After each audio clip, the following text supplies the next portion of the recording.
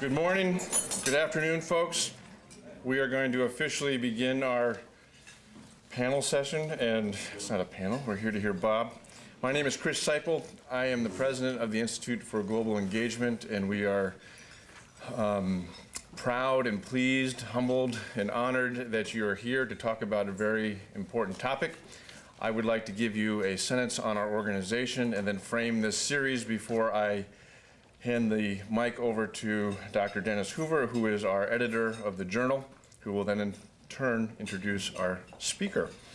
The Institute for Global Engagement is a think tank with legs, a think and do tank if you're feeling less poetic. We're trying to think before we do if you're feeling less American. And we work for religious freedom worldwide through local partners, always through local partners, transparently and simultaneously, working from the top down and the bottom up, government and grassroots, to try and bring people together to solve solutions in their own context. We do that in a number of places around the world, and we also, as a function of our think tank side, we have created this journal which is about to celebrate its 10th anniversary and is published by Routledge in what you have in front of you. So we work for religious freedom or freedom of conscience or belief worldwide, and it so happens that our times are rather uncertain for the values that we care about. No matter what our motivation is, we can arrive at a common point that freedom of conscience or belief is actually imperative and foundational to a society that is civil and a state that is stable. But the good news about the times that we live in, I think there are three things that force us to practice freedom of conscience on a daily basis if you actually want to get anything done. And so it's the right thing to do according to the moral framework from which you're operating from. IG happens to be a Christian organization. We call ourselves 3NP, nonprofit, nonpartisan, non-proselytizing. But whatever your point of origin is for caring about the other and their freedom of conscience, to let them exercise and practice that, there are actually three dynamics at play that I think force people to do that on a regular basis. Now, the first dynamic is this. There's no global challenge in our world today that does not require a multi-partnered response. It's not a question of if, but when you partner. And if you partner with another organization, that means you're going to partner with another organization that does not necessarily think or act or pray like you do. So you've got to respect that partner's point of motivation and morality for why they're engaging and caring about the same issue you do, whether it's terrorism or sex trafficking. I have to respect their freedom of conscience. Full stop. Secondly, you have to engage in some kind of reconciliation with someone's freedom of conscience for what's their conceptual worldview about how they think about things. Hard and soft power have to come together. I work for a touchy-feely human rights NGO. I'm a type B person, but not really. I also was in the Marine Corps. Type A. Those worlds are coming together. How does hard and soft power mix, and how are they wisely applied as something we might call smart power? And the mix will vary according to the context. But the point is this: I, as a soft person at an NGO, have to respect the hard power of the Pentagon and vice versa. You can't keep them mutually exclusive. I have to respect the freedom of conscience of that conceptual worldview and try to bring them together. How can I be hard-headed and soft-hearted? That has to come together as I partner with another organization that does not vote, look, or pray, or act like I do. And then the third piece of this is that governments and non-governments have to find, non-government organizations, business or nonprofit, have to find ways to come together. So I have to respect, if I'm a nonprofit, I have to respect the government and the bureaucracy and the fact that they move 10,000 times slower than an NGO does. Nothing personal. Or vice versa. Who are these little NGOs who go over where they want and they don't answer to anybody? Where's the hierarchy? All three worldviews have to be brought together. So what we're trying to do in framing these series and hosting it at a place called the Army-Navy Club, a block away from the Situation Room, is we want to bring people together who would not otherwise meet, to talk about the issues that we care about most, that affects all of us in our societies and the states where we live. So one of the practical takeaways We know you're going to be challenged in your thinking and the substance of your thinking, all those kinds of things. But the most practical thing that might come out of this series is that you meet somebody from a hard power view or a soft power view, a government or non-government, or someone who doesn't pray like you do, and you begin to have a relationship across those boundaries, respecting the freedom of conscience that brings you together, and therefore enables you to act practically in this world for a common moral output. That's the goal here. That's why we're at the Army-Navy Club, because we want to embody that which we seek to imbue and bring these things together. And if you take peace building seriously, the physical and spiritual architecture has to mirror the outcome that you seek. And we are all kindred spirits wherever we're coming from across those three divides. So let's find ways to work together, and I think today's conversation will be particularly enlightening about that. Before I give the floor to Dennis, though, got to know Bob in Beijing in another similar space. We gathered think tanks from Central, South, and Southeast Asia to meet with the Chinese government about the relationship between education and extremism. In China, who knew? I bet you didn't see that on Fox News or MSNBC.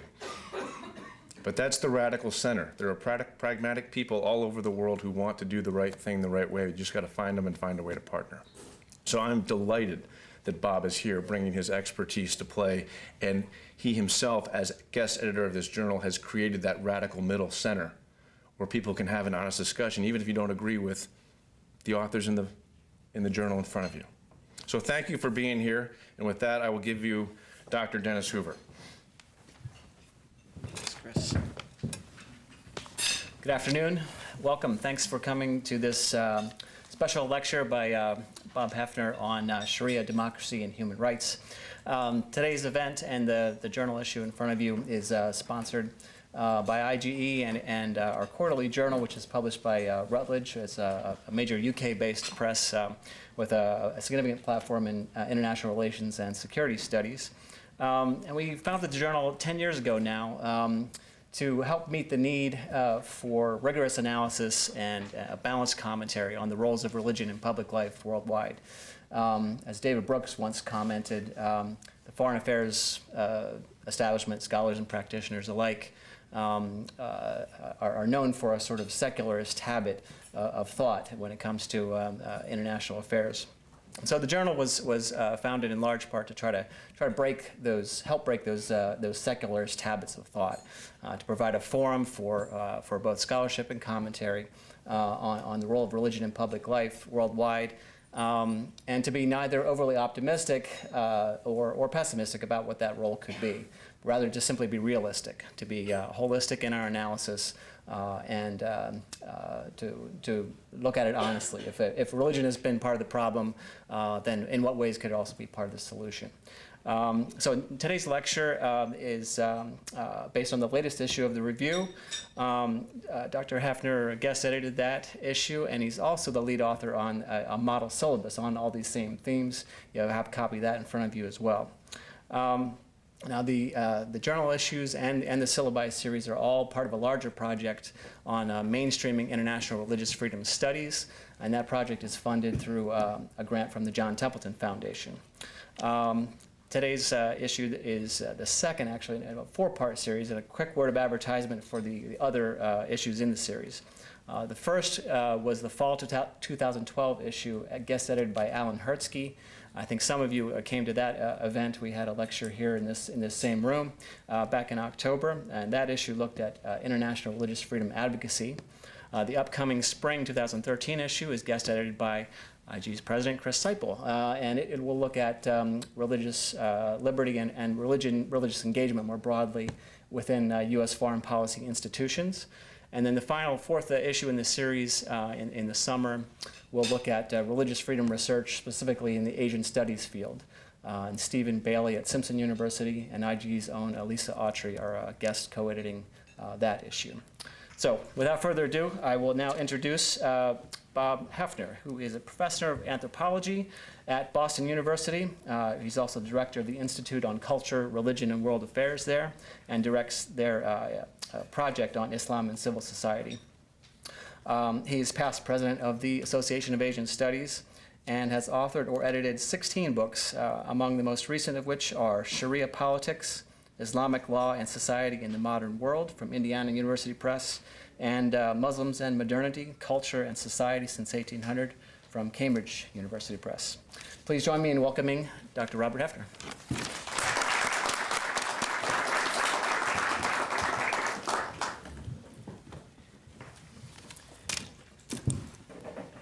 Thank you, Chris. Thank you, Dennis, for the very generous invitation.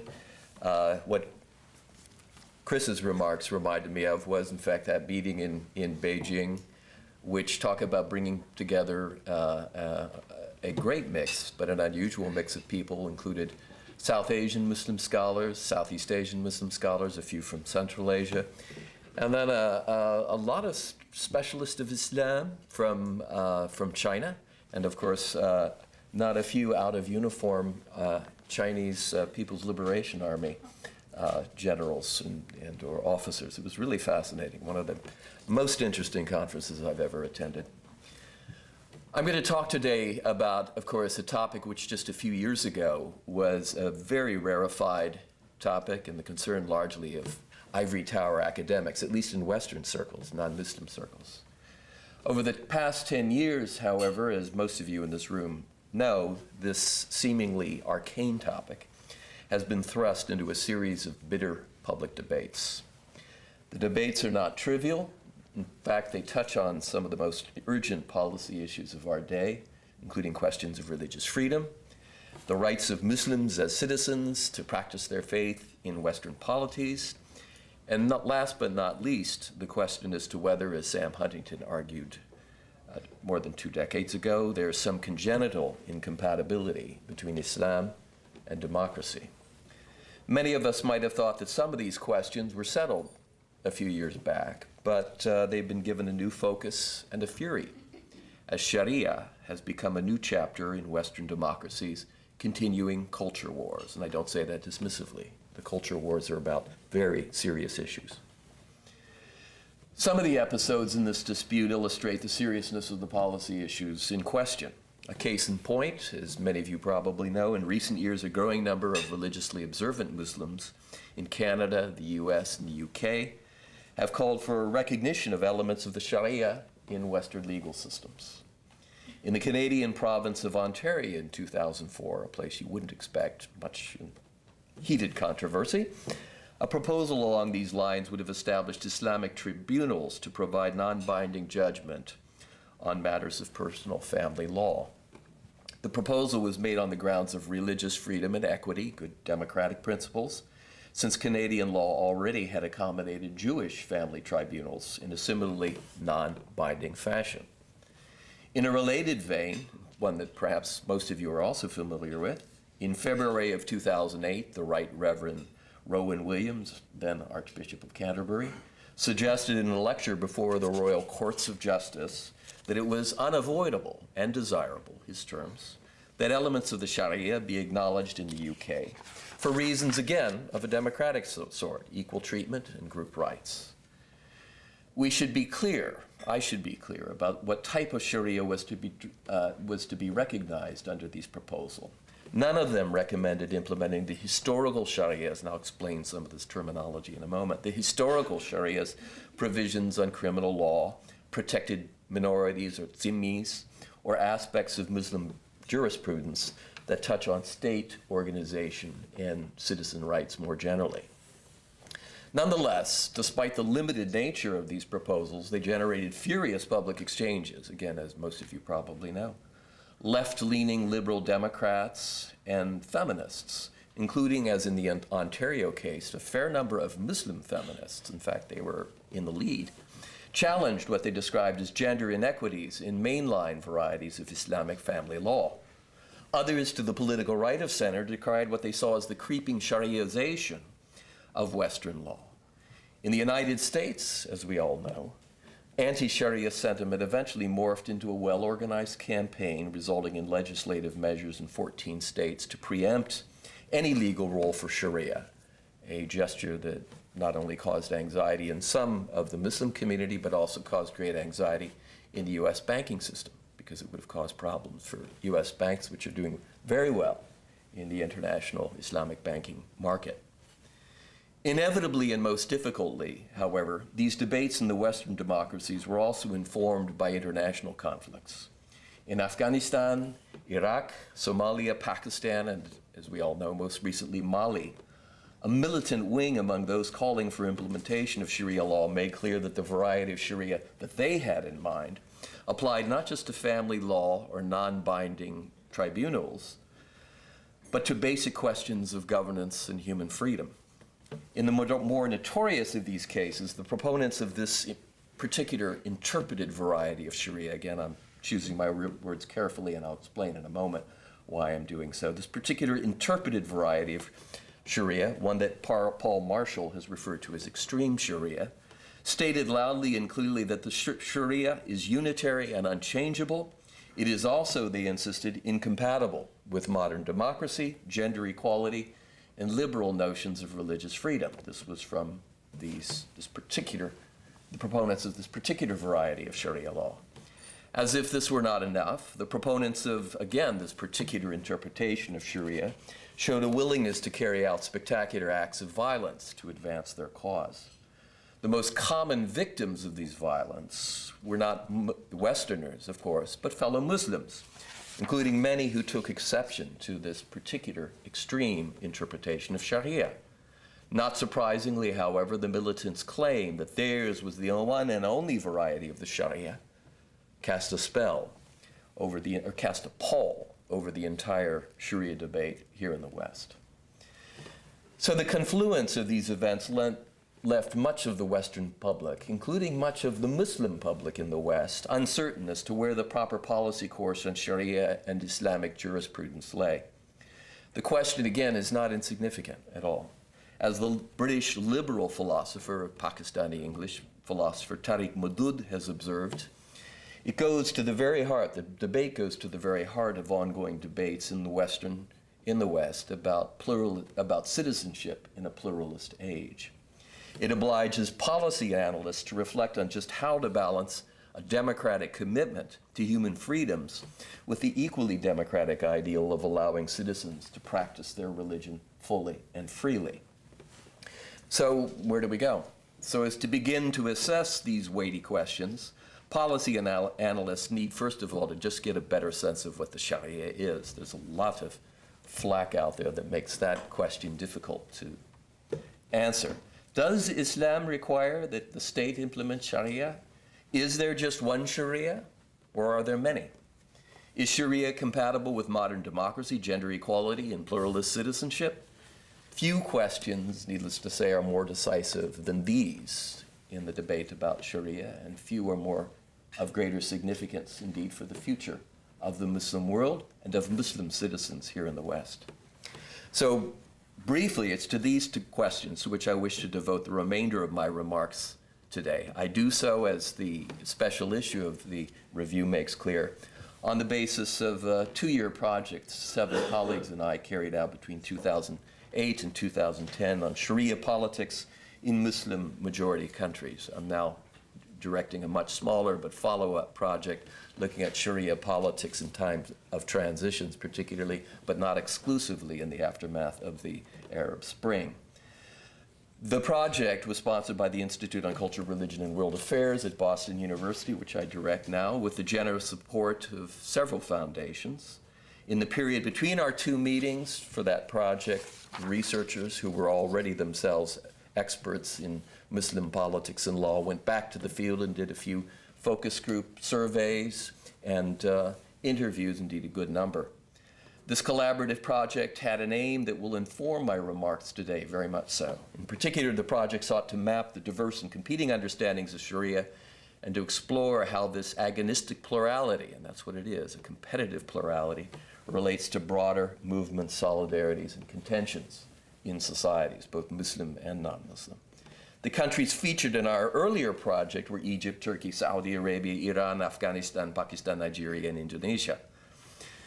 Over the past generation, all of these countries, with the notable exception of Turkey, which perhaps we can talk about in the question and answer afterwards, have experienced a powerful resurgence of public interest in the Sharia as we, the researchers, had expected, and as was also underscored in the Gallup survey analyzed by John Esposito and Dalia Mogahed in 2007, our research revealed high levels of support among Muslim publics for both democracy and, in some institutionalized form, Sharia. The one exception, again, was Turkey, where the public prefers a more generalized Islamic ethics to Sharia, something, again, we might want to talk about. But our study also reveals that the Muslim public's commitment to Sharia, in some form, carries with it fundamental disagreements over just what Sharia requires and whether its implementation is compatible with democracy, or if it's not fully compatible, where there are particular sources of tension or friction. Finally, notwithstanding the attention-grabbing antics of extremists claiming to act in the name of Sharia, our study also showed that the Muslim world is in the throes of a great transformation of Sharia ideals and practices. That's the single most general theme of my remarks today. The changes are being driven by broader developments in education, politics, and gender relations, as well as a remarkable shift or set of shifts in the nature of religious authority. So that's what I want in the remainder of my time today to talk about, try to unpack some of those issues that I just set before you. I'll make 5 summary points today. My first two, in fact, are going to be ground clearing points. And the first one concerns just what the Sharia is and what it is not. Not as easy or as simple a question as one might think. The term Sharia is commonly translated, as we all know, as Islamic law. On the basis of this translation, the Sharia is often assumed to be the Islamic equivalent of Western positive law. However, as practiced across the great expanse of Islamic history, Sharia-informed judgments and legislation differed from Western positive law in several very important respects. First of all, most scholars took care to distinguish the divine ideal, the abstract ideal of the Sharia, and its sources, in particular the Quran and the canonical words and sayings of the Prophet as captured in the Sunnah of the Prophet. Most Muslim jurists took care to distinguish this, the ideal of the Sharia, from the much more all too human rules derived from by jurists from these same sources. The latter jurisprudential products, known as fiqh, are a kind of interpreted Sharia, and I'll be talking a lot about them today. This fiqh, or interpreted Sharia, is, if you will, anything but monolithic. And today, in fact, it's more agonistically pluralistic, competitively pluralistic than ever. To curb the tendency towards sectarian fission and make Islamic jurisprudence operable in social life and in society, scholars of the law in the first centuries, particularly the first 3 centuries of the Muslim era, organized themselves into schools, initially 500, eventually many, many fewer, and developed educational institutions to promote and standardize their respective takes on the law. But they never did away with legal plurality, and most regarded its expression, that plurality's expression, in the schools of law, that's important, in the schools of law, as divinely engendered and entirely legitimate. So that's my first ground clearing point. My second ground clearing point follows from this first, and unfortunately it's no simpler. For most of Muslim history, the Sharia was not a codified legal tradition monopolized by the state. Sharia-informed law was, to quote Knut Vikor, who's wrote a wonderful history of Islamic law, it was placed between the state and civil society rather than in the state. As Noah Feldman, Wael Halak, and others have noted, this situating of the law and its custodians outside the corridors of state power offered a significant check on state power, although it's also important to emphasize that the precise influence of this check on power varied quite significantly from time and place. In some societies, actually, the jurists, these quasi-independent jurists, didn't exercise as great an influence as they did in some other lands. During Ottoman times in particular, beginning especially in the 16th century, the jurist's autonomy was increasingly compromised as the Ottoman, but not totally, but increasingly compromised as the Ottoman Sultan asserted control over religious courts, judges, and the madrasas that were responsible for training jurists. Efforts to jump forward now. Efforts to etatize or state centralize Islamic law have only increased in modern times, indeed over the course, in particular, of the last half of the 20th century. And as some supporters of the law demanded that it be codified, enforced by the state, and made the sole source of all legislation. This rather more monolithic model of the law is, of course, rejected by many Muslim modernists and most Muslim Democrats. The modernists rightly point to the irony of activists claiming to speak in the name of Islamic legal traditions by promoting an idea of the law that, in its centralization, codification, and monopolization by the state, shows the influence of Western legal theories and Western legal practices. This, in fact, is but the first of several examples illustrating that the meaning and practice of what is called Islamic law today is not unitary or unchanging, but subject to intense contestation from within Muslim society and Muslim scholarly circles themselves. A third and even thornier point follows from these two ground-clearing remarks. This one concerns the scope of what we regard as Islamic law. A definition of the Sharia closer to the spirit as seen in its historical practice would not be that the Sharia is Islamic law per se, with this statist and coercive connotations. Rather, the spirit of the Sharia might be better understood as God's commanding guidance for an entire Muslim way of life. As with Jewish halakha law, a law that it in some ways rather closely resembles, this commanding guide is a total discourse, as many scholars have pointed out, in the sense that it touches on all kinds of institutions, including religious, legal, moral, and economic. Indeed, as developed in fiqh, the interpreted Sharia, by classical jurists up through the 15th and 16th centuries, the Sharia offered guidance on everything from prayer, diet, inheritance, and dress, to commerce, taxation, and warfare. Notwithstanding the claim to its claim to all-encompassing comprehensiveness, the greatest portion of this jurisprudence was, and is still today, concerned with the details of worship, hygiene, family affairs, and ethical sociability, for lack of a better term, matters that in Western legal tradition are rightly not regarded as law at all. Classical Muslim jurisprudence had much less of a specific nature, had something to say, but much less of a specific nature to say about matters of state, a point to which I'll return in a moment, since it's a rather thorny and contentious issue today. In sum, and perhaps only to frustrate clarity even further, there's a kind of here and there-ness to the Sharia and its fiqh interpretations. In principle, stated principle by most jurists, the Sharia is supposed to be an all-encompassing guide for an Islamic way of life. However, in its jurisprudential elaboration, it varies from being up close and prescriptively specific, telling you exactly how to do the right thing as God intends, to being very far away and ethically generalized, aphorisms of goodness and justice.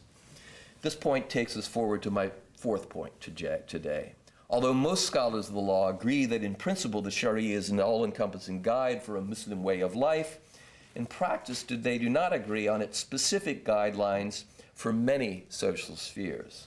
Handbooks of Islamic law popular in earlier times devote much of their discussion to the proper forms of Muslim worship or ibadah, and on these and related matters, Islamic jurisprudence shows a high degree of consensus. So there's areas of the law where there is strong, though not perfect, agreement.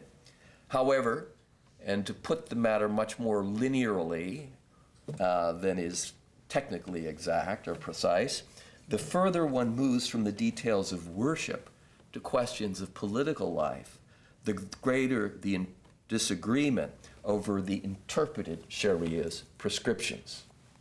So we have a problem. Why emphasize the historical Sharia's lack of specificity and fixity of consensus on social and especially political matters? Why even bring this point up? Well, most of you will recognize immediately why.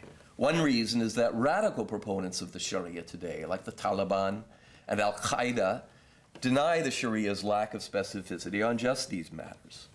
These radical proponents conflate the interpreted fiqh with the ideal of an immutable Sharia. They say they're, in effect, they merge the two, giving the interpreted fiqh, this force, this moral force of God's commandments, and insist that their Sharia is fixed, finished, and most important of all, easily understood and easily enforced. More striking yet, because the Sharia is fixed and easily knowable, anyone who doubts what the radicals regard as the true and only Sharia is at best a fool, ignorant of the law, or at worst an apostate, the penalty for which in these militants' minds may well, of course, be death. The fact that the Sharia and most varieties of fiqh do not offer a simple blueprint for state organization is a view also at variance with understandings of Sharia promoted by less extreme pioneers of nonetheless Islamist thought, like the Egyptian Sayyid Qutb and the South Asian scholar Sayyid Abul Ala Maududi. That blueprint is more accommodating. The blueprint of these authors, particularly Maududi, is more accommodating of modern sensibilities than, of course, the Taliban variety. But it does nonetheless allege that Islam does not allow any separation of religion and state, because most must come under the commanding control of the Sharia. However, whether in scripture, classical jurisprudence, or the historical practice of Muslim rulers, one looks in vain for evidence of any scholarly consensus on a Sharia of a blueprint nature. This leads me to a fifth point as regards the Sharia in politics, and one that complicates my heretofore very pluralistic portrait of what the Sharia and fiqh, the interpreted Sharia, are about. If we take as our reference the received corpus of scholarly commentary on politics in the Sharia and in fiqh, we quickly recognize that over the broad course of Muslim history, most jurists and rulers accepted the principle of siyasa as-sharia, governments in the name of or in accordance with Sharia. So what?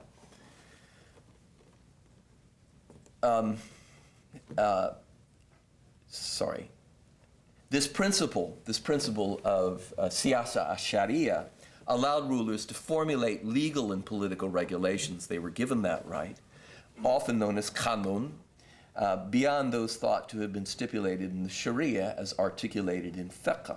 Incidentally, inasmuch as this was the case, rulers had the right to formulate other legislation. We can say that legal pluralism was the normal state of things in Muslim societies over the entire expanse of Islamic history. But the more important point from my remarks here today is that even if the Sharia and fiqh did not attempt to provide a finished blueprint for politics, the Sharia as developed in classical fiqh did have a fair amount to say about women, non-Muslims, and Muslim nonconformists, to use a rather English-sounding term. Muslim scholars of reformist and democratic persuasion, as well as Muslim feminists, can and typically do challenge the stipulations as regards these categories of social actors. Liberal activists and scholars remind their Muslim fellows of the epistemological and moral gap between the divine ideal of the Sharia and the human, all too human efforts to understand and implement it in fiqh. Modernist reformists are especially concerned to emphasize that this gap is greatest with regard to the boilerplate issues of women, non-Muslims, and yes, once again, religious freedom. This reformist effort, with its, in effect, relativization of absolutist views of fiqh, is now widespread and important. It's a major current across broad expanses of the Muslim world, and it's going to continue to play a major role in the formulation of a new era fiqh. Nonetheless, here's where things get a little complicated or a little difficult.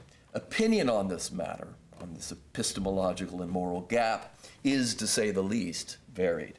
And in defiance of the efforts of modernist reformists, scholars of a more strict constructionist persuasion reject the modernist claim that there's a great divide between a never fully knowable Sharia and the fiqh exercises through which qualified scholars struggle to understand God's commands. They begin to collapse this epistemological gap.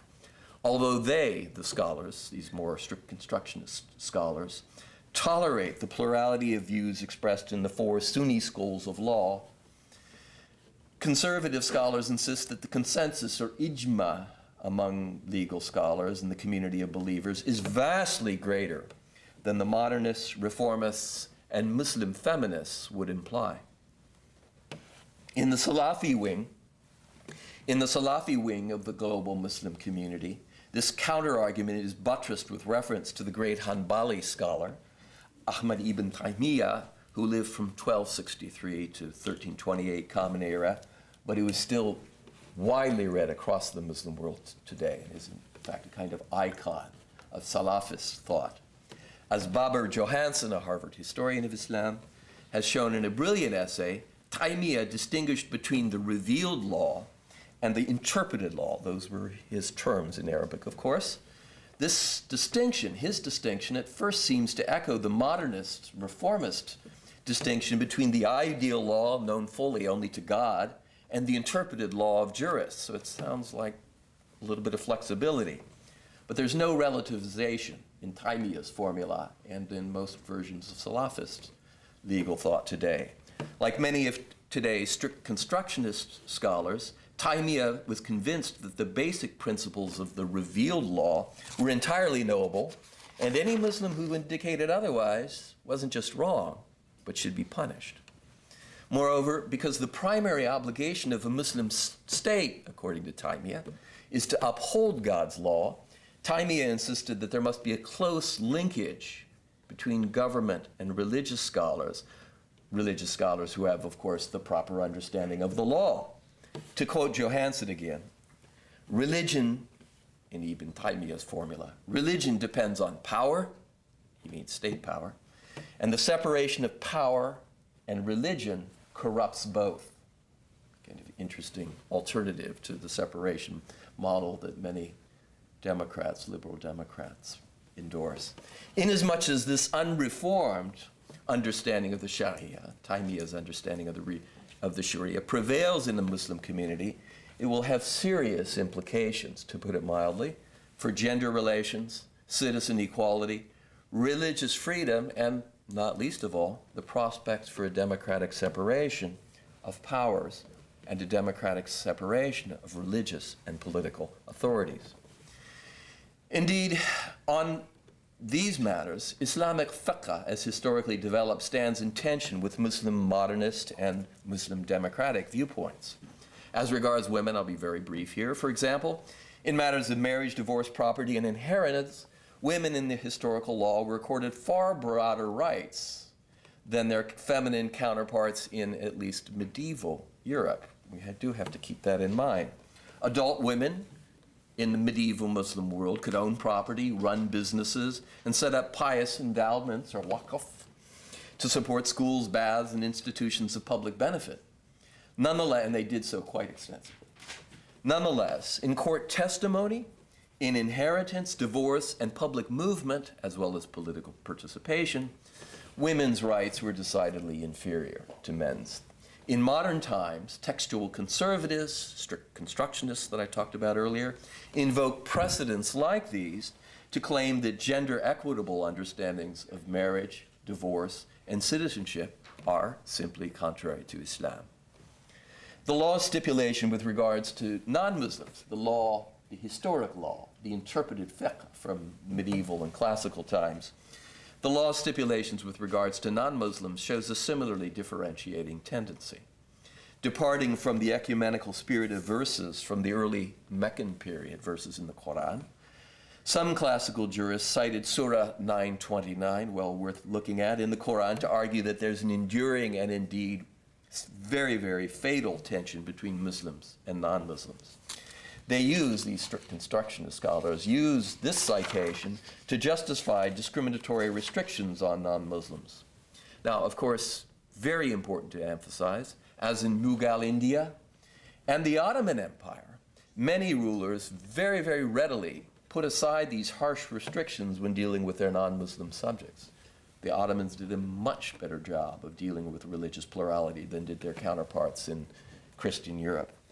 Nonetheless, the letter of the law in mainline jurisprudence with regard to non-Muslims was never definitively rewritten, despite these practices. Today it has been invoked, the letter of the law has been invoked by conservative or strict constructionist interpreters of the law to justify opposition to equal rights for non-Muslims. Arguably, however, the most serious area of tension in historical jurisprudence, the interpreted fiqh, concerns questions of religious freedom, not least of all with regards to Muslim nonconformists, but also as with regards to the members of certain other faiths. But I'm going to focus on Muslim nonconformists. But first, Westerners must again keep in mind that the medieval Muslim world had far less, vastly less, of the inquisitional persecution that blighted early modern Europe. Very important historical fact. In their writings, too, if you look at the writings of the classical jurists took care not to apply the accusation of apostasy broadly and to require high standards of proof for conviction. In fact, extraordinarily high at sometimes, as if they were opening the door for someone who had a contentious opinion to sort of get away so they wouldn't be subject to any kind of draconian penalty. Nonetheless, once again, the letter of the interpreted law, as developed over the broad course of history, deals harshly with religious apostates and others regarded as having defamed Islam. Today, strict constructionist conservatives cite these textual precedents to justify anti-blasphemy campaigns that curtail the freedoms of, above all, millions of fellow Muslims. Muslim modernists, who of course object to these interpretations, point out that such actions violate the oft-cited injunction in Quran 2:26 that there is no compulsion in Islam. But the strict constructionists and certainly the radicals insist that the non-compulsion clause cited in the Quran there does not apply to those who apostatize or blaspheme religion. In short, my fifth point is that on a few but unfortunately key issues, women, non-Muslims, and religious freedom, the historical fiqh, as conventionally interpreted, stands in tension with the democratic principles enshrined in documents like the U.S. Constitution and the 1948 Universal Declaration of Human Rights. Not the bulk of the Sharia. The bulk of the Sharia is entirely compatible with a modern and democratic legal system, but it's on a few of these critical points. Even then, where the majority of Muslims develop views at variance with this earlier legacy, as the majority of Muslims in the Muslim world have, to the degree that there exists a well-organized constituency committed to these unreformed understandings of the Sharia, to the degree that this is the case, there will be a serious challenge to a democratic Muslim politics for some time to come. Conclusion, just very quickly. Time is short, so let me finish with a few general policy conclusions, policy observations. The first and basic, and repeats what I've tried to say over the course of the paper today, that there's no single understanding or practice of Sharia or fiqh jurisprudence around the globe, never was, and there never will be. The Sharia, as articulated by scholars and jurists, was never monolithic or unchanging. Today, the cacophony of meanings is greater than ever. Arguments over alternative understandings of the Sharia are deeply important, and they'll figure in Muslim politics for many years to come. Many people a few years ago thought it would be otherwise, thought that we'd see a great wave of secularization. That's not what's happened, and it's not what's likely to happen in any time in the near future.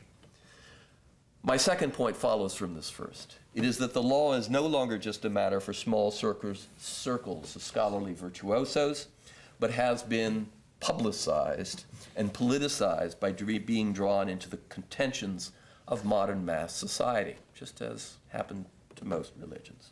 The process takes different forms in different places, but the trend is indisputable and it's deeply important. My third conclusion is the most cautionary, and it echoes the last of the points that I made in my general remarks. Where Sharia-mindedness is widespread, but frameworks for civic participation are weak, and where factional struggles for the state overlay deep ethno-religious divides, we can expect that some radicals will invoke an exclusivist and totalitarian understanding of the law, one that is at variance with the way the law was practiced over the great course of Muslim history. This version of law will be premised on the claim that I talked about earlier, that God's commands aren't subject to this remarkable difficulty, but that they're clear and knowable, and any Muslim who suggests otherwise is at best a blasphemer or defamer, and at worst an apostate. Militants may use this understanding to develop frames for social mobilization that criminalize Muslim dissent, sharpen divides between Muslims and non-Muslims, and of course, limit the rights of women. My fourth point, though, and the one that perhaps we can talk about further in the discussion, my fourth point is that there's an enormous countercurrent to these absolutist and totalitarian invocations of the law. In Turkey, Egypt, and Indonesia, among Iranian reformists, and in quiet study circles in the West, including a number of study circles and Muslim associations here in Virginia and Washington, D.C., who are doing very interesting work, very important work on Sharia. In all of these circles, one hears talk not of an exclusive and a totalitarian Sharia or fiqh, but a new fiqh of justice and plural ethics. It is real. It's not a liberal sort of fantasy or projection.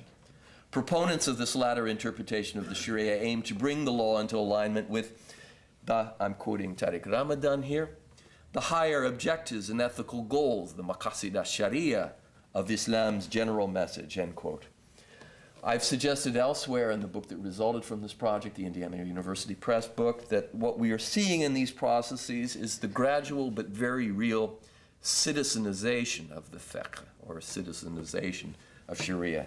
Whatever one chooses to call it, and some of my colleagues have taken exception to that term, although I will defend it, the current is a growing influence all around the world, and it augurs very well for the legitimation of democratic practice and the emergence of a democratic fiqh, a democratic interpreted Sharia. My fifth and last point, last sentences, is that Western policymakers can most effectively assess the contest between these rival versions of the interpreted Sharia by, first of all, acknowledging the existence of this plurality of Sharia opinion and rejecting well-intended analyses that ironically echo the claims of ultra-conservative militants by suggesting that there is ultimately but one Sharia. That is a discourse that's, of course, been developed in recent years in the United States, and again, however well-intended, it is historically, socially, and politically mistaken, deeply mistaken. Policy analysts can also effectively engage global discussions of Sharia, not so much by attempting to meddle directly in legal debates where they lack both training and authority. I'm not saying don't comment on Sharia. I'm saying don't think you can take control of Sharia discussions, but they can have better influence by recognizing that Muslim public opinion on the Sharia is not static, but it is, in a complex way, responsive to the same social forces that democratized public religion in the West. Forces like mass education, balanced economic growth, the rule of law, the education and empowerment of women, that's very important. It's the theme of the volumes that we've edited. And above all, the free and uncoerced exchange of ideas on law and politics. Indeed, I'll say, and I end here today, that these forces are slowly, but they are surely transforming Muslim majority societies all around the world, though at a different pace and a different course in different societies, to put it mildly. They are also creating powerful pressures for an ethicalized and citizenized understanding of Islamic law. Thank you. We're going to have Bob stand up here so the right side of the room can see him as he responds to questions, but the floor is open for questions, please. If you could comment on... Please introduce yourself. Sorry, my name is Hamid Khan. I'm a lecturer of Islamic law at George Washington University, and I'm also a senior program officer at the United States Institute of Peace. Yes. And I was wondering if you, in your fifth point, you talked about the centralization of authority. What are your impressions of the 2012 or the most recent constitutional reforms done in Egypt, which specifically point to Al-Azhar as being the source of authority for interpretive matters of the Sharia or of Islamic law. And is that a matter of concern because of state control, which has always been historically an issue in Islamic law? Or does it harken back to the principle of a constitutional theory of Islamic law, whereby the ulama would have interpretive power rather than this sort of democratization of interpretation? Should I address that directly? It's a great question, and I'm not an expert on Egypt, although we are going to be talking about Egypt next month at the conference that I'm organizing in Boston, and I'm looking forward to Clark Lombardi's comments and observations on recent developments in Egypt. But in analytic principle, and consistent with the remarks that I've been trying to make today, I think it's much depends upon how the arrangement, the actual degree of authority and counsel that the Al-Azhar authorities are given. But in general, it strikes me as an unhappy arrangement. It doesn't recognize, first of all, it's unhappy for several reasons. It's unhappy, I think, from a point of view of democratic theory, religion, and politics. But even leaving aside questions of democracy, from the point of view of developing institutional channels for engaging, channeling, and scaling up the varieties of discourses, ethical and religious discourses in Egypt, it strikes me as unfortunate and likely to, if you will, dampen rather than scale up trends, some very happy trends that have been taking place in Egypt. That said, let me say that though Al-Azhar is an enormously influential example, and Egypt is an extraordinarily important country, and therefore you're right to single it out, we do have to keep in mind that there has been a historic degree of centralization of discourse and authority in Egypt that is actually not representative of much of the rest of the Muslim world. That said, Egypt is so fundamentally important that if this relationship is put in place, stays in place, without some sort of qualification and opening of the arrangement, it may well, I think, have largely unfortunate influences on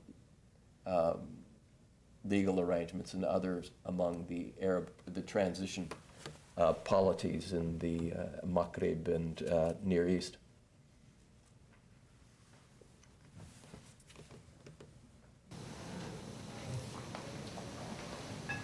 Hi, Matt Duss of the Center for American Progress. Thanks for a very interesting talk. This may be a bit beyond the purview of your talk and this journal, which I'm very much looking forward to reading. But as you look back over the last few years of the Obama administration's, the way it has dealt with Egypt and the changes ongoing in Egypt specifically, what policy recommendations might you make toward the way that they might support this process? I mean, I don't want to say, whatever term we use, facilitate or whatever, to create space, because it's clear, as you know, there are some actors in Egypt, while we would support democracy, there are clearly some actors who have an interest in using democratic processes to achieve an undemocratic end. So That's right. What should the role of the United States be policy-wise here? Well, it's a great question, and again, focused appropriately on a deeply important and strategic country, Egypt. But I would join with some of the authors of a recent European Union report on Islamic law and its incorporation. A gentleman by the name of Otto wrote a good summary report for the EU. And his first principle in dealing with all countries that are in the midst of difficult political transitions is one with which I strongly agree. And it is to emphasize first and foremost the rule of law, the centrality of the rule of law, and to keep hammering away at that, even where the political process, the political structures being put in place may, from the perspective of democratic theory, not yet, and indeed they are not yet perfect and or even acceptable, but emphasize something that a value and an institutional arrangement that I think has great resonance across the Muslim world. Has great resonance because it speaks to realities of Muslims and non-Muslims in Muslim majority societies, but it's also an idea that resonates with the idea of the law itself, that the rule of law is itself an end in itself, apart whether you're in a democratic system or a non-democratic system. Secondly, it also sanctions a process that is a process of discussion and open, non-coerced debate that is deeply important, I think, for taking an even not yet sufficiently reformed political system in a helpful direction. So that would be my first recommendation. I don't want to judge, this is not the occasion to judge the Obama administration's dealings with Egypt. It's been very difficult. I think in general, in Egypt in particular, they have had a fairly consistent emphasis on just this theme. However, there's a lot going on in our policy in Egypt, as we all know, much more than just issues of constitutionalism and democratic freedom, and, of course, freedom of religion.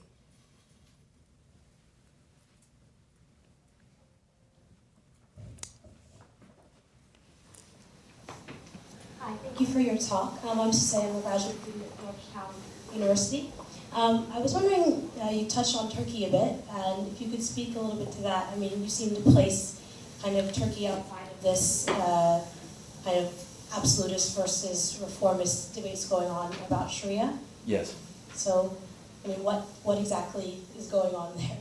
I did put it outside, but that was just for rhetorical and time purposes. In fact, I think what's happening in Turkey is something that's happening under a slightly different idiom in other Muslim majority countries, particularly those that are experiencing a bigger boost or a bigger thrust of democratization, even where it's not been fully captured within effectively democratic institutions. What am I talking about? What is the commonality that at first looks like a striking difference? Well, the striking difference, first of all, is whether it's Gallup or the World Values Surveys or any number of other surveys, these remarkable surveys that have only been possible since the middle of the 1990s across great numbers of Muslim-majority countries. Whatever the polls, the numbers from Turkey stand out as different. And the difference lies with the point that I made very much in passing, namely that Turks are strong supporters, in fact, have as strong support for Islamic ideals, Islamic ethics, as we find in any other Muslim majority country. But they distinguish, this is very interesting, they distinguish that support for Islamic ethics from support for Sharia. Now, if you're a critic, a Muslim critic of Turkey, and or just a social scientist, you may look at this and say, oh, well, this is just the lingering effect of Kemalism. They've so stigmatized Sharia that nobody wants to go there. It's like a third rail. You touch it and you're dead. Well, it's no longer the case that you touch it and you're dead. And what's interesting is that as the AKP, the moderately Islamist party that runs Turkey, as it has become more influential, our polls indicate that support for Sharia has actually dipped a little bit further. It now stands, it depends on your polls, on your surveys, but it now stands in the neighborhood of about 9–11% people who think that the state should support Sharia. But again, the figures for good Islamic ethics, and what they mean by that is non-corruption, honesty, decency, equality, a whole slew of things that many of us here in, sounds very recognizable. The support for those Islamic, those generalized, I refer to them as abstract or ethicalized understandings of Islam, they are as high as anything that we see in the Muslim world. So what's going on? Is Turkey, is it just this kind of lingering shadow of Kemalist stigmatization of Sharia? I think that's a little bit of it. But the fact that the numbers continue to go down with AKP in this more open environment, and I've been to Turkey and I've been particularly interested in talking with scholars of law, the fact that those numbers have actually continued to go down suggests to me that we see in Turkey actually a particularly dramatic example of what in other parts of the world is also taking place, which is in other parts of the world, it's not Kemalism making Sharia a third rail. It's, if you will, this sort of idealized understanding of Sharia making people not want to unpack in a survey their specific views of Sharia. But when you watch how people vote in Indonesia, Tunisia, or Morocco, or for that matter, if you watch how people vote in Pakistan, you see that actually the great majority of people don't vote In some countries, like in Indonesia, it's 80% of the population, despite Indonesia is all the polls show a very conservative place, no longer as it was in the 1960s, with the early 60s, with a great kind of secularist left, socialist, Marxist Muslims running all over the place. Indonesia comes off very, very conservative in terms of surveys. Now, it's actually rather shocking for people like me who've gone to the country for 30 years. Shocking initially. But what's so interesting is that no one in Indonesia, I mean, it's now around 18% of the population votes in very free and fair elections. There's a lot of problems in Indonesia on religious freedom, but the electoral system is really, really great. And 18% of the population votes, notwithstanding these high levels of support for Islam, 18% of the population votes for parties that say they want to implement in a comprehensive way what I would describe as an unreformed variety of Islamic law. Indonesia, in other words, people don't say, oh, I'm against Sharia, but they act just like the Turks. And we see evidence of a similar sort of disposition even among some of the moderate Islamists in Morocco and Tunisia and many other parts of the Muslim world. It's also there, just to take a somewhat more obscure example, but my institute has had contacts with Muslim Albanians, and it's exactly the same thing. High levels of support for Islam, thanks but no thanks. We don't want implementation of Sharia. High levels of support for Sharia, but we're not going to vote. And no, it's not the full package that the strict constructionists insist is the true Sharia. So there's a very subtle, whether it's in Turkey, in that very dramatic and open way, or whether it's in Indonesia, Tunisia, or Morocco, there's a very subtle differentiation of a commitment to Islamic ethics from a commitment to an unreformed variety of Sharia. And the commitment in some ways, if I may say so, just to end the comment, the practical commitment as seen in elections and the way people sort of organize their life is in some ways, interestingly, ahead of, if you will, the Muslim scholar's ability to sort of formulate, to scale up a legitimation of this view. Because the scholarly community, needless to say, is in the shadow of this wonderful and remarkable legal tradition, and they're hesitant to sort of get out front and challenge it openly. So in any case, do you want to come back on that? That's such a great question. Yes, please.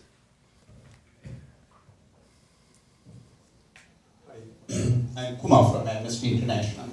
I have a couple of observations and one question. Observation is that, as you mentioned, civil Sharia has two branches. One is, of course, personal, civil aspect. The other one is the criminal aspect. In many countries where Muslims are minority, I'm talking about Asia, like India, Muslims are allowed to practice Sharia in their personal, like marriage, divorce, inheritance, and all the rest of it. It's a majority Hindu country, they didn't care. I mean, they allow that. The only problem it comes is the criminal aspect of Sharia. Where at least the Muslims in India accepted that they should fall into the national criminal law where it's not Sharia. That's one piece of it. The second piece is where Muslims, like Indonesia and Malaysia, I can just take for example. In Malaysia, there is a party called PAS, that's a Muslim party.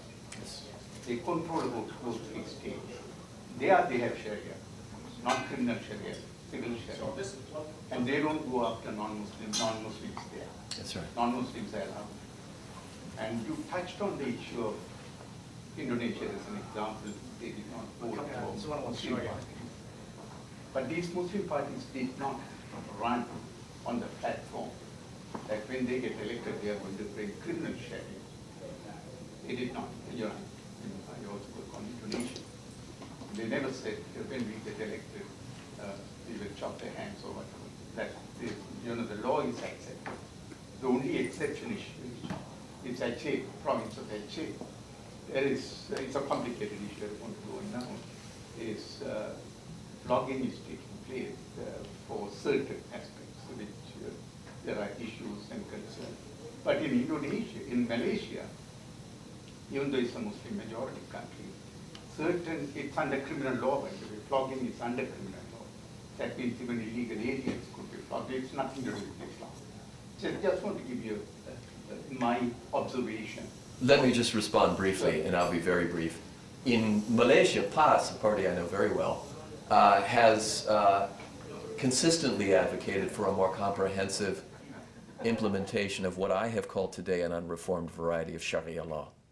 The fact that it has not been able to implement that has not diminished until quite recently with the emergence of a new generation of, if I may, AKP-influenced Islamists in the ranks of PAS. But that's a new development, and there's still a minority, and there's questions. But historically, the PAS has been very vocal about institutionalizing apostasy laws. No question about it. So, and yes, they did advocate the implementation of a more comprehensive set of, again, unreformed understandings of Sharia law as regards theft and things like, and adultery. So it was only the federal government in UMNO that has restrained that and the political competition generally. But now, just to paint a somewhat more optimistic view of a country that I love, now even within PAS, there is this new generation benefiting from, among other things, from what they see in Turkey and what they see in some other parts of the Middle East, and realizing that, no, this earlier unreformed variety isn't necessarily religiously legitimate. Quickly on Indonesia, well, the PPP party, Partai Pembangunan dan Persatuan, the Unity and Development Party, and several other parties in 2000 and 2001, yes, they did run on, in 1999, yes, they did run on the platform of implementing a comprehensive Sharia. And the first thing they did in the constitutional debates of 2000, 2001, I was following them very closely, was seek to introduce a constitutional amendment that would require the state to implement Sharia. Now, there was a good deal of uncertainty. Well, what would that constitutional amendment mean? But I was very close to a number of PPP intellectuals and activists, and they said, well, it's Sharia. And yes, if the constitutional amendment passes, we won't impose Sharia. The Sharia doesn't require that it be imposed on non-Muslims, the 12% of the population in Indonesia that is non-Muslim, but everyone else cannot opt out. And yes, it was comprehensive. The PPP campaigned on Islam secara kafah, Islamic law, Sharia secara kafah. That means Sharia a comprehensive way, and that means the full kit and caboodle of an unreformed variety of Islamic law. Okay, thanks for the clarification. I didn't want to get into a debate here. My other observation is women's rights in Sharia. My understanding, I'm not a Muslim, by the way, but I've done work on Asian countries for a long time. And I met with Taliban before 9/11 on specifically about women's rights. It's more ethnic issue rather than Sharia. Taliban never told us that. So on what level can you identify even one area where women's rights have been violated under Sharia? I'm not talking about the culture like honor killing, going to school issues, that's all cultural issues. Right? In India you find it's the same thing, honor killing, you can find it there. So is there any Sharia that you can identify saying that it violates women's rights? Thank you. Yes, well, that's a great question, and no, I agree with you. But I will qualify my answer. But no, you're absolutely right. In fact, in Afghanistan is an area where, as you pointed out quite correctly, I entirely agree, much of what was said by the Taliban to be Sharia wasn't really Sharia. It was the customary law of Pashtun, the Pashtun ethnic majority that was the dominant ethnic population within the Taliban, and which also extends, as you know, into Pakistan. Pashtun is a significant Pashtun population in Pakistan. And yes, much of what was so awful about the practice of the law under the Taliban, whether it was with women or whether it was collapsing houses on homosexuals, without any kind of legal process. You're a homosexual, boom, and or beating and just degrading women.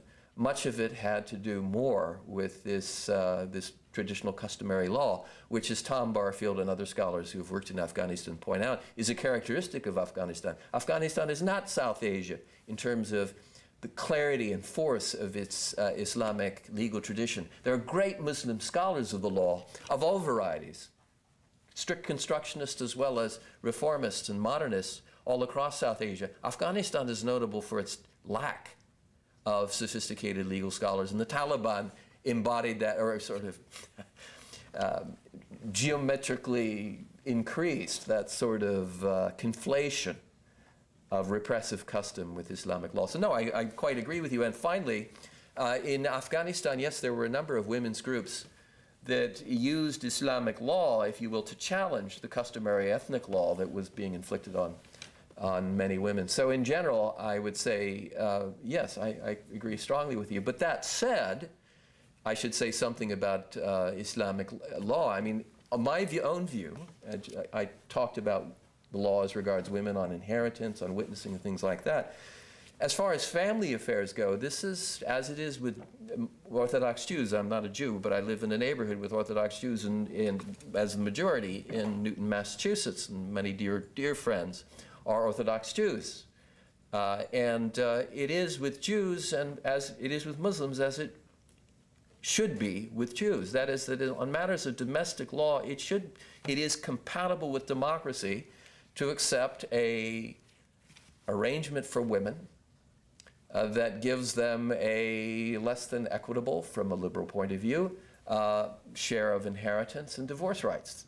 This is a right, I feel, that we have to accord to Muslims, while at the same, as we do with Jews and as we do with Christians to the degree that they invoke a law. I don't personally agree with that, but I think the idea that we use a steam locomotive to sort of standardize all aspects of religious law that contradict contemporary liberal ideals of equity is an extremely mistaken position. Now, that said, I also say it's absolutely vital that in situations where some of the Muslim or Jewish or Christian community are advocating policies that are indeed antithetical to notions of gender equity, religious freedom, or whatever, I think we live within a democratic system, and the law has to be understood within that framework, because it affects not just believers but non-believers. So it's the right of non-believers to be able to comment on the law. That, I think, is a very important part of the politics of religious law, whatever the religion, in any democratic country. That is, Abdullahi Ahmed An-Na'im, who's a great Islamic scholar, makes just this point. I strongly agree with him. So where the law impacts non-Muslims, non-Muslims have the right and indeed perhaps the obligation to be able to comment. However, that said, where a population, where a family, where individuals choose to abide by an orthodox legal tradition that is in some sense different from contemporary liberal notions, that should be their right, as long as it doesn't infringe on the democratic rights of other people, and as long as the policy, it's understood that the policy can be criticized by both by fellow believers and by people from outside the community in a civil and democratic manner. One more question?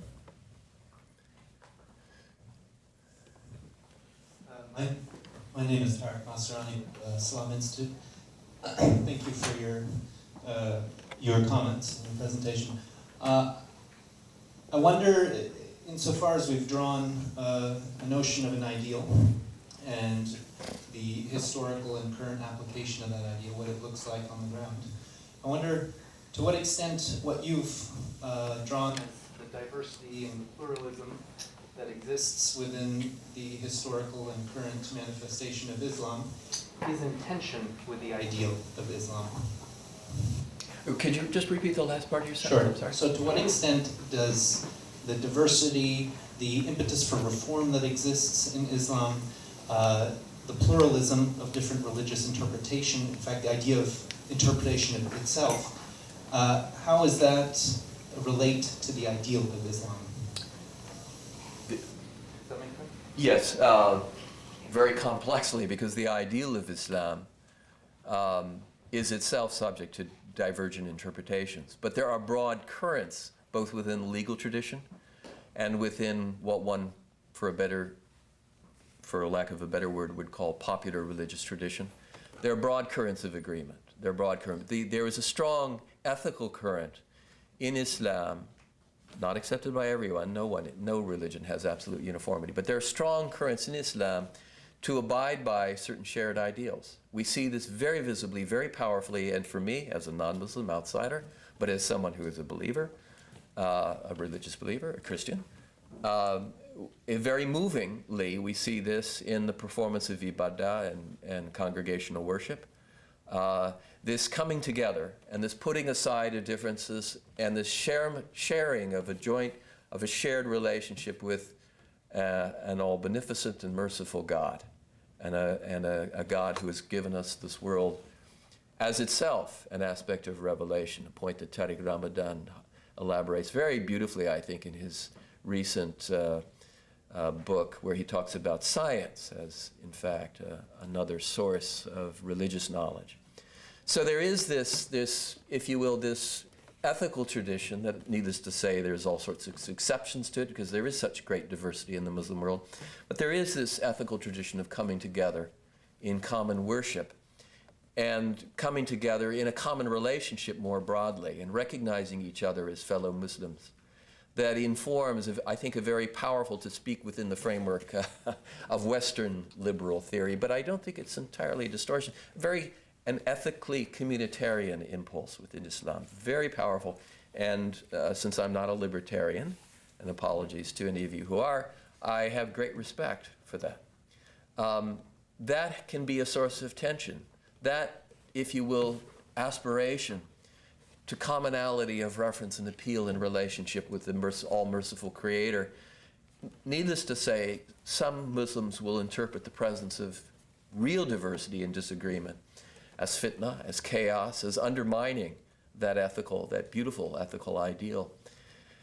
And all one can say is that inevitably it is that diversity that has to be accommodated within Islam. There's no going back. Muslims live in the same type of world as Westerners do. I think they're going to do a better job, incidentally, at retaining a stronger sense of public religion than certainly Western European Christians have. Thus far, American Christians, I think, are doing a better job. But I think this ideal will sustain much of the Muslim community and give, if you will, Muslim modernity, just to be a little bit obscure, Muslim modernity, a significantly different face from that of at least Christian modernity in Western Europe. But there will be tensions.